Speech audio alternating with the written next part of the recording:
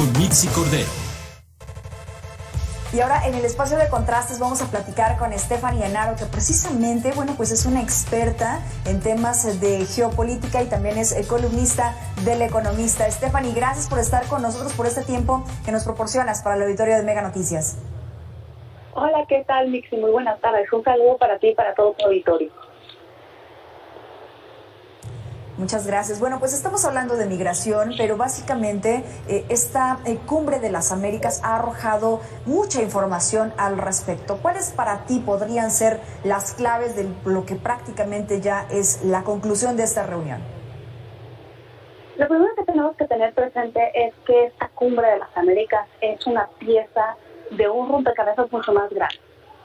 Estados Unidos y China se siguen peleando por la hegemonía global en este continente, y ejemplo de eso es el hecho de que en el mes de diciembre China haya tenido esta cumbre ministerial China-CELAC presidida por México sin ningún problema, con la asistencia de los países de la región y con un enfoque muchísimo más pragmático a las relaciones internacionales, en donde no importa si es democracia o dictadura, unió a los países y los sumó a su iniciativa global de desarrollo. Y esto es preocupante porque quiere decir que en América Latina la democracia no se tiene como un valor.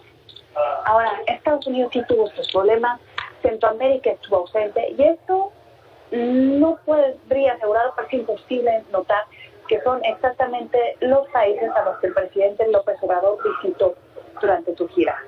Ahora, hemos visto cosas muy interesantes, como el hecho de que Colombia y también Chile hayan aprovechado este momento para traer inversión hacia sus países. Me parece algo brillante, pero también hay temas que asustan, como el tema de la migración. Estamos viendo la caravana migrante en estos momentos, pero que se sigue sin agarrar un enfoque adecuado. Se cree que se va a parar la migración con ayuda, como siempre se ha hecho, y Einstein decía que si queremos resultados diferentes tenemos que intentar cosas diferentes. No se ha hablado, por ejemplo, de legalizar el mercado de las drogas, que es lo que genera violencia y es lo que hace que la gente se quiera ir de sus ciudades de origen. Eso es lo que se tendría que estar hablando, lo que nos lleva a pensar realmente si realmente sale algo trascendente de las cumbres o si se deberían de replantear, porque realmente el mundo ha cambiado demasiado desde esa primera cumbre que Bill Clinton inauguró en 1994. Oye, entonces esto quiere decir que esta declaración de Los Ángeles, que también ha llamado mucho la atención, básicamente para ti sería más de lo mismo, Stephanie. Así es más de lo mismo. Siempre se da ayuda para ayudar a los países, pero no se habla de mayor generación de empleo, no se habla de una apertura mayor de fronteras para unir los mercados, no se habla de una reorganización territorial como lo ha llevado a cabo la Organización de las Naciones Unidas en Honduras. No se está innovando, y creo que los tiempos continentales y los tiempos globales requieren de una innovación que nos lleva a tener resultados diferentes. Sí, exactamente. A ver, si quieres resultados diferentes, tienes que hacer cosas diferentes. Y sí, básicamente esto es lo que abarca. A ver, algunos de los puntos que los podemos compartir con el auditorio de Mega Noticias: vías legales para entrar a países, ayuda de comunidades más afectadas con cuestión de la migración, gestión humana en las fronteras, que esto, debería de estar implícito, y respuestas de emergencia coordinadas. Es decir, yo lo leo así, en términos muy generales, nada concreto, nada aterrizado, que realmente lleve a poder tener estos resultados. A ver, vamos a revisar el tema de la migración, cómo estamos actualmente, Stephanie, porque migrantes originarios de Venezuela que se mantienen precisamente allí en Tapachula, en Chiapas, están todavía batallando con el tema de los trámites. Keila Ochoa, que es migrante de Sudamérica, consideró que las condiciones de la estancia para su familia sí son buenas, sin embargo todavía siguen buscando poder llegar a los Estados Unidos. Si me permites escuchar este testimonio, y hablamos justamente de los migrantes ahora que en particular están mayormente conformados por originarios de Venezuela en esta caravana en particular. Vamos a escucharla.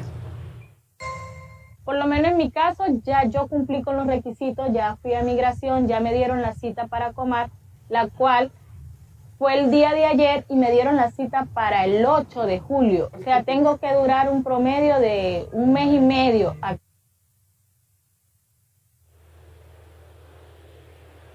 Y bueno, de alguna forma el periodo fue un poco menos tardío que otros que han esperado durante meses y que estos de alguna forma, Stephanie, los expone al crimen organizado, los expone a diferentes situaciones por las que han venido atravesando y que eso tampoco se ha podido resolver. Claro, los migrantes atraviesan por una situación de vulnerabilidad impresionante, porque en el momento que dejan sus países se vuelven invisibles. Por eso tenemos que tener una migración ordenada para saber quién está entrando a nuestro territorio. Ahora, la Comar está haciendo milagros. Las solicitudes de asilo en México han aumentado un 32% en el último año y esta fue una de las instituciones a las que se les recortó el presupuesto. Entonces, de alguna manera, la realidad dice que tienen que hacer más con menos. Eso es totalmente lógico. Ahora, lo que preocupa aquí es que la migración no va a parar. La inflación está por los cielos a nivel continental, las economías se están haciendo más chicas y creo que en México no tenemos una cultura de inserción para estas diásporas que están llegando y que evidentemente se están quedando en México porque México está dejando de ser un país de tránsito y se está convirtiendo en un país receptor. Creo que no estamos preparados para eso. Hay que aceptar que somos muy racistas entre nosotros y también somos muy racistas con los centroamericanos. Tenemos un Trump interno y eso tiene que cambiar porque lo que necesita el continente en este momento es primero orden, pero también solidaridad y también una mayor empatía, porque nos estamos dando cuenta de la realidad de que América no es un continente. América no solamente es un país, América es un continente que está interconectado. Y lo que le afecta al sur, tarde que temprano le afecta al norte. Porque, y sabes una cosa, y esto me da pie justamente al testimonio que vamos a escuchar a continuación, porque mientras el gobierno no resuelva, los gobiernos no resuelvan esta situación y quedan allá en medio los migrantes ante esta situación de vulnerabilidad, como tú lo has catalogado, también están las personas que viven allí, por ejemplo en Tapachula, en Chiapas, en Veracruz, en Tabasco, en todos estos lugares en donde generalmente es paso obligado por parte de los migrantes que no están de acuerdo porque, bueno, pues que si dejan basura, que si están en los parques, que si se sienten inseguros. Vamos a escuchar a una ciudadana de Chiapas. Por ejemplo, hay en la segunda oriente, entre tercera y primera sur, no me equivoco, a las 7 de la noche están fumando marihuana. Hay niños, hay señores adultos. Justamente lo que tú decías, Stephanie. Justamente, y es una realidad para la que no estamos preparados. ¿Qué va a pasar cuando esa falta de educación, esa falta de preparación cause problemas internos que nos lleve a una desestabilización interna del país? No estamos preparados, creo que no es algo menor. A veces subestimamos lo que es México porque hay que reconocer que somos un país con el autoestima nacional muy bajo, pero hoy nos damos cuenta de que nuestro país es importante y que aparte es un conector entre el norte y el centro. Es muy importante la posición geográfica que tiene México y creo que los migrantes pueden convertirse en fuente de empleo. Hay muchos casos de migrantes que llegan y se les da la oportunidad de emprender. Yo creo que debemos de adelantarnos a esos casos y ver cómo están nuestras regulaciones para agilizarlas y que puedan llegar aquí y puedan emprender y que puedan convertirse en fuente de riqueza. Tenemos que voltear el barco y tenemos que saber para dónde está soplando el viento para hacer que ese viento sea a nuestro favor y no a nuestra contra. Oye, a ver, ¿qué te deja, qué mensaje te deja el anuncio de Joe Biden sobre la reactivación económica? ¿Abarca los aspectos que debe de abarcar? Me parece que es un mensaje que tiene que ver con los intereses de Estados Unidos en la región. Son intereses unilaterales. Y no hay una especie de diálogo que nos escuchen las necesidades de los demás países. ¿De qué sirve que vaya a haber una inversión económica tan grande si no separan las causas que hacen que se vaya la inversión económica y que las personas también se vayan? Creo que se tiene que escuchar la realidad de los dos lados y eso le está pasando a Estados Unidos y creo que Estados Unidos desconoce la región y tiene amplias contradicciones en la región. Por ejemplo, el hecho de que no invita a Nicolás Maduro a la cumbre porque no es democrático, pero que el que no sea democrático no le importe cuando se trate de comprarle petróleo para perjudicar a otro dictador que es Vladimir Putin. Entonces yo creo que primero Estados Unidos, antes de hacer ese tipo de anuncios, tendría que comenzar por ser coherente en la región. Sí, sí, sí. Y de ahí pues las críticas que recibe Estados Unidos a propósito de ello por algunos de los mandatarios, bueno, la misma postura incluso del presidente de México, Andrés Manuel López Obrador, tanto que no asistió y allá pues estuvo el canciller Marcelo Ebrard, que por cierto, Stephanie, hoy se reunió el canciller con ciudadanos mexicanos que viven de aquel lado. ¿Esta reunión puede ser fructífera o solamente, digamos, es un asunto político que lo está absorbiendo Marcelo Ebrard?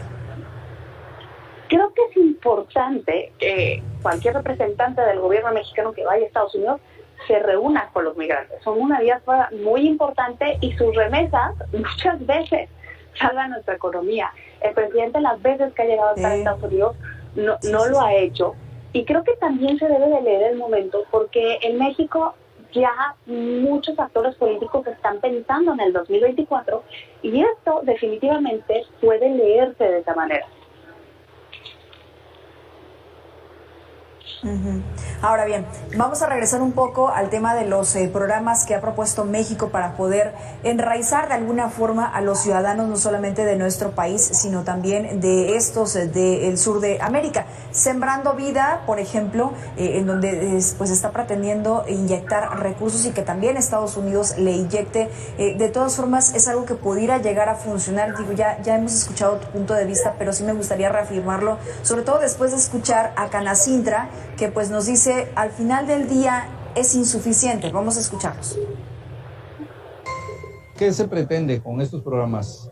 Pues de alguna manera enraizar, por así decirlo, a las familias de Centroamérica. La necesidad es muy grande, el tema migratorio no es nuevo. Es más, yo soy hijo de un abuelo guatemalteco, ¿verdad? y una abuela mexicana. Entonces, ahorita tenemos presencia de muchos países. Aquí en la ciudad de Tapachula en particular, ¿verdad? Hemos tenido haitianos, africanos, venezolanos ahora, colombianos algunos. ¿La propuesta de México debe de seguir adelante porque es una buena opción o qué opinas? Creo que definitivamente es insuficiente. Se están exportando programas que ni siquiera tenemos la certeza de que han funcionado en territorio nacional. Y esto se debería ver como una especie de propaganda política que se extiende hasta la región. Ya tenemos personas de Centroamérica hablando a favor de estos programas cuando no llevan ni siquiera un tiempo en que se pueda medir si han funcionado o no. Creo que se está capitalizando este tipo de programas rumbo al 2024, se está perdiendo la conexión con la realidad.